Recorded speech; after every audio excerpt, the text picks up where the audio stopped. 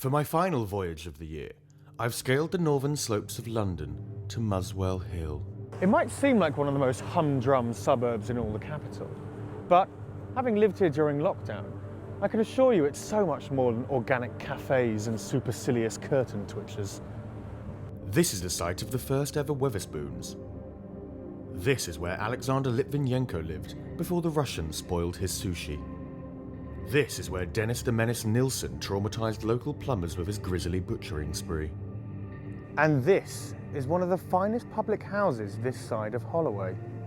Although there was a pub here some 200 years ago, the current famous Royal Oak only dates back to the swinging 60s. Given its strange, angular exterior, when you first stumble upon it you might mistake it for some kind of Britain First Foster's fart box or an underfunded public library. But inside, it's pure Victorian opulence, from the flowery Lincrusta ceilings like thick swirls of clotted cream, to the gorgeous stained glass above the bar. These interiors score the pub a 9. Not again. For those of a restless disposition, the famous Royal Oak has you covered. There are quizzes, live sing-alongs, live sports, an IB-box, classical literature, a jukebox, a pool table, a fruit machine.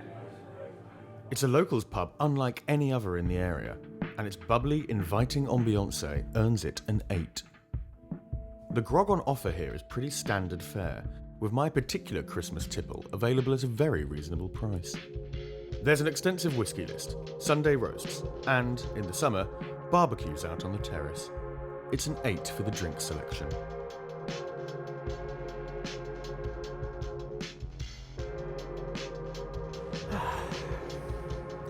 I've had my fill of Christmas cheer, so it's time for me to get going. For the DPF, that yardstick that boshes all the other scores square on the nose and calls them cucks, the famous Royal Oak gets an 8.